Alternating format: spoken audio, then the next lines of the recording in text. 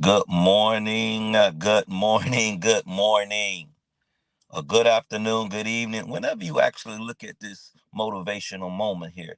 Listen, this is Monday and this is a good day. Listen, a perfect day to win. Let's start the day off. Let's start the week off with a win today.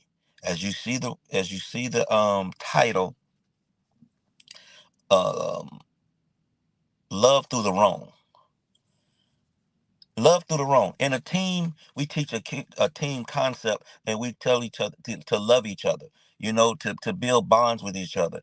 And so we have to figure out a way to because the Bible tells us to love one another. So because if you understand the ability to love one another, then First Corinthians 13 and 1, when it talks about love is patient, love is kind, love does not envy, love does not boast, love um does not is not rude, it's not self-seeking, it's not easily angered, it keeps no record of wrong, and it does not delight in evil, but it rejoices in the truth. Listen, the one thing that stuck out to me today was love keeps no record of wrong. So when we're in a team, and I tell my players over and over, like, listen, if someone made a bad play, don't be sitting there mad at them the whole game because there's another play. We have actually another play to go. Yes, they messed up. Yes, they got a penalty. Yes, they missed the block. Yes, they did this. But are you going to stop loving them because that's what they did? No, you're going to support them. You're going to encourage them. You're going to pick them up because you don't want them to keep making the same mistakes. But what happens when you just keep holding the person to the wrong that they did? And you rehearse it over and over. Man, you messed up, man. Man, I don't even want you. We don't even want you on the team. And now you start to build strife. Now you start to build separation. Now you starting to build something that separates family. It happens in your natural family. Somebody did something wrong to you, and now you're holding them to that wrong for the rest of their life. What good is that?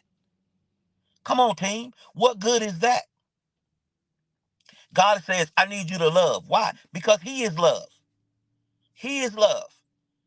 So we got to practice this love thing today.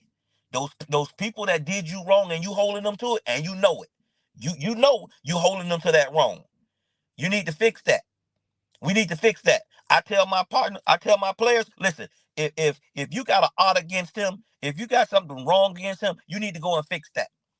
You need to go and fix that. Why? Because we got to be as one. We got to go when we go on this field. We got to move and function as one. We got to move and function as one. We practice together as one. You go through all of these ups and downs to build a level of trust with each other. Yes, somebody might mess up. It is what it is. Somebody might make a mistake. It is what it is. But are you going to hold them to that for the rest of their life? Are you going to hold them to that for the rest of this game? Is you going to hold them to that for the rest of the day? You went into your office and someone said something, or you woke up and your wife said something wrong to you, and now you mad. You gonna hold that to them all day long. She's calling you, you ain't answering the phone. She's texting you, you're not returning texts. Come on now, you gonna hold her to that? Love, love does not keep no record of wrong. So today we're gonna practice this love. Today is a good day to practice. Remember, day by day, situation by situation, we got to get better. Our love, we listen, we got to love unconditionally. Think about this right here. If our Father in heaven, if God decides to hold us to every wrong that we did, there's nobody walking on earth that hasn't done any wrong to somebody. None of us. So what makes you any better? And this is what I tell my players. Why you gonna hold him like you don't make bad plays? Like you don't do something wrong. Like you ain't late for practice. Like you ain't late for your job. Like you don't run red lights. Like you don't stop for a stop sign. That's wrong. You know it's wrong, but you do it. You do it. Your thoughts are wrong, but you don't want no can't nobody hold you to that. And we shouldn't hold each other to that. Who are we to hold somebody to a wrong? When the word says it keeps no record of wrong. 1 Corinthians 13 and 1.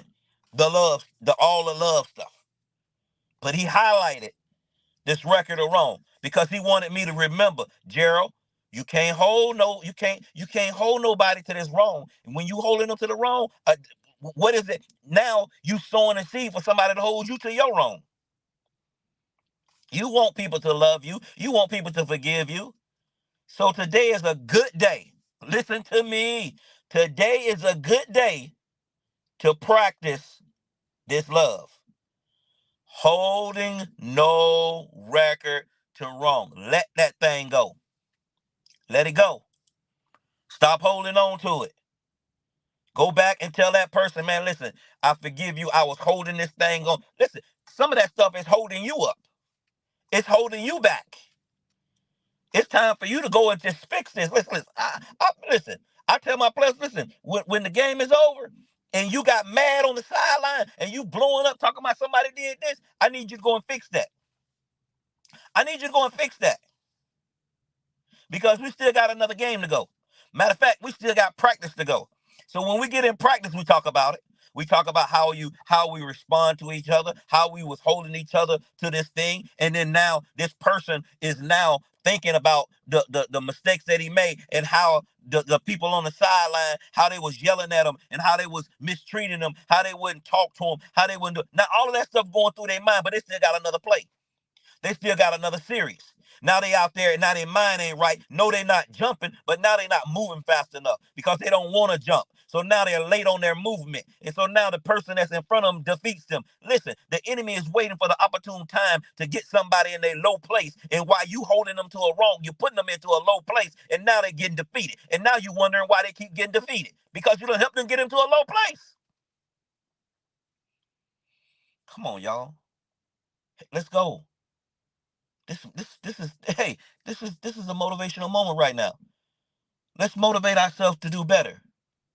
Let's do better today. We trying to get a win in this love game. Now you can if you got any of these other things that you need to work on with this in 1 Corinthians 13 and 1, when it's dealing with love, if love is our problem, if love is our problem, and we got to get it right, then go through your checklist and let's get it right. Today is a perfect day to practice this. Today is a perfect day to pick one of these things. Today we're doing no record of wrong. So you can do patience, you can do kindness, you can do envy, you can do boast, you can do rude, you can do self-seeking, you can do easily angered. You can do whichever one that fits you for that day. But today is wrong. It's holding no record to the wrong. Let's go, team. We're going to walk in unity today. The body of Christ is going to walk in unity today. We're going to learn to love one another. We're going to learn to stop holding each other to something wrong. Huh? We're going to let that stuff go so they can be full, so they can be walking in their right place, so they can have a beautiful day. Huh? Stop putting your words and stop putting your all of your focus and intention on their wrong. You spend your whole day on the wrong. My players will spend the whole series on somebody that's jumping off sides. Yeah, you jumped off sides. Yes, we 10 yards. We have to back up 5 yards. We might have to back up 10 yards. Okay, you got a 15-yard penalty. Okay, learn from your mistakes. Let's go. A coach loves them through it because he knows if I don't love my players through it, then they're gonna rehearse that. Then they're gonna stay in that. I don't need them to stay in that. I need them to be prepared for the next one. I need them to feel like they can do better the next time. I need them to feel like they can do all things through Christ who strengthens them. They don't have to sit in the wrong. And I tell my other players, don't you put him in the wrong. Don't you hold him to that. Let's go. We got more plays to go. We got more things to do. So if that's you, haha, say I let go the wrong. I declare that I let go the wrong. I will let go the wrong. I will let go the wrong. And go and get it right. Don't just say I'm gonna let it go. Go get it right. Amen. Today is the day that we can practice this. Today is the day that you get better. Remember, day by day, situation by situation, we get better. Let's get better today. And y'all have a God bless day. And remember, if you haven't signed up for my wife's webinar, her masterclass, it's at the bottom. Go to our website, GeraldineYvette.com. If you haven't signed up for the conference, October the 27th to the 29th, for Divine Order, you might want to make it there. You want to be in that room. Prophetess Sophia Ruffin Wilson is going to be in the house. Apostle Melvin Thompson, going to be in the house. Pastor Samuel Giles, going to be in the house. And you don't want to miss any of it. Everybody understand that? You do not want to miss any of it. House will be brought down. Thank you. Let's go!